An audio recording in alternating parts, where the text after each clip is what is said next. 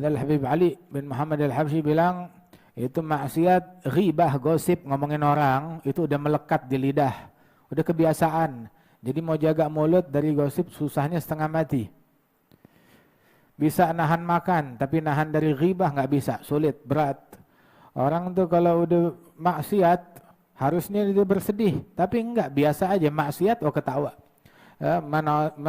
Man asallah wa huwa yadhak dakhalan nar wa huwa yabki. Yang maksiat sambil ketawa, maksiat masih bisa ketawa, masuk neraka sambil nangis. Na'udzubillah. Orang kalau maksiat wala sedih, wala bersedih, enggak ada rasa apa-apa dalam hatinya. Tapi kalau dia kehilangan duit, kalau dia kehilangan uang, kehilangan motor, kehilangan handphone, baru dia bersedih, baru dia kepikiran, selalu dia ingat, selalu dia kenang. Ini karena kecacatan pola fikir. Perkara dunia lebih dominan di otaknya daripada perkara akhirat. Orang tuh zaman sekarang semuanya gila sama dunia. Yang alim, yang soleh, yang baik, yang jahil, pikiran mereka semuanya buat dunia, fokusnya sama dunia. Gimana memperbanyak, gimana nambahin, gimana ngedapetin. Sedangkan sisi akhirat telantar. Kita hanya bisa ngadu kepada Allah Subhanahu wa taala untuk memperbaiki kecacatan dalam hati kita, dalam pola fikir kita, di dalam iman kita. Kita cuma punya Allah Subhanahu wa taala. Mudah-mudahan Allah taala memandang kita dengan pandangan rahmatnya, dijadikan kita orang yang balik kepada Allah, ke jalannya Allah, baliknya secara baik-baik. Itu sesungguhnya Rasul sallallahu alaihi wasallam punya kadar yang agung, mulia, dicintai oleh Allah taala. Allah taala enggak mencintai makhluk seperti kecintaannya kepada Nabi Muhammad. Enggak ada makhluk yang derajat tinggi di sisi Allah seperti derajatnya Nabi Muhammad sallallahu alaihi wasallam.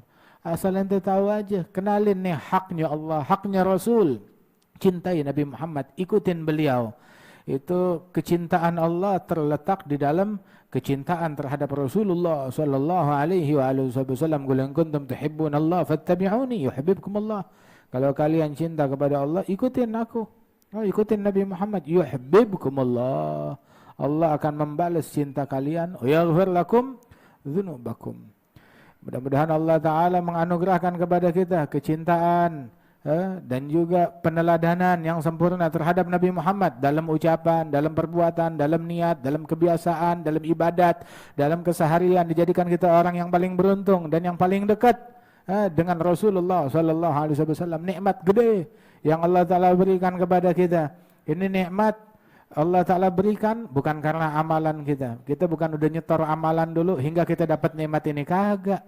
Nikmat yang besar dari Allah Subhanahu wa taala. Kalau seandainya dalam rangka syukuran nikmat kita sujud di atas bara api, tetap kita masih belum menunaikan kewajiban syukur atas nikmat ini. 1%-nya pun juga masih belum kita tunaikan.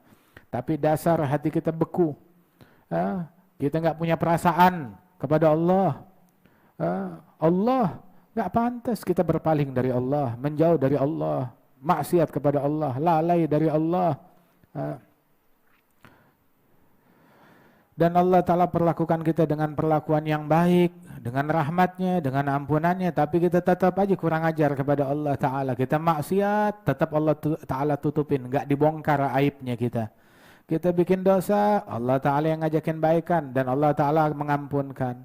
Allah nggak kasih nikmat sama kita pakai itu nikmat untuk maksiat dan nentang dan kudeta, memberontak kepada Allah Ta'ala. Ini zaman sekarang banyak orang lalai kepada Allah Ta'ala, menjauh berpaling mulai dari pagi melek mata sampai terbit matahari, dari terbit matahari sampai tenggelam maksiat. Malaikat yang sebelah kanan nganggur, malaikat yang sebelah kiri sibuk nyatetin amal keburukan. Itu kalau kita lihat catatan amalan kita, itu amalan baik kita kosong, melompong, amalan buruk kita penuh, padat di situ. Berlalu begini sehari, 2 hari, seminggu, sebulan, 2 bulan ya kayak begini dalam keadaan yang seperti ini. Sampai kapan kita bebanin pundak kita dengan maksiat, dengan dosa? Sampai kapan? Sampai kapan? Kita mencari kebinasaan, membebani diri kita dengan kebinasaan, dengan kehancuran. Tahu gak di balik dunia ada akhirat? Di balik dunia ini, di balik kehidupan ada kematian, ada perhitungan. Kita bakal diinterogasi, diaudit atas yang seujung kuku, diaudit oleh Allah Subhanahu wa taala. May ya'mal mithqala dzarratin khairan yarah. Yang beramal setitik kebaikan dia bakal lihat, yang beramal setitik keburukan dia bakalan lihat. Ini apabila satu titik aja kelihatan, ya apalagi yang lebih dari itu. Gimana kita nggak takut? Gimana kita nggak balik? Gimana kita nggak taubat?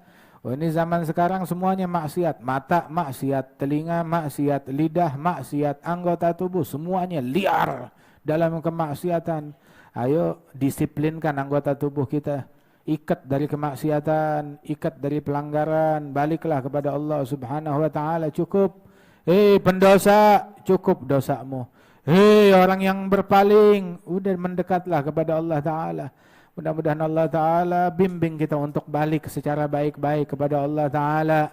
Berikan taubat kepada yang maksiat, ampunin kepada pendosa, deketin yang jauh, ajarin yang bodoh, sambung yang terputus.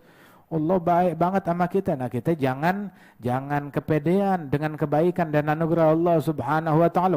Allah enggak marah, Allah enggak murka. Saya maksiat enggak diapa-apain. Itu disimpan buat ntar. Hati-hati, kalau kita masih kurang ajar juga, kita dikasih kesempatan buat bertaubat.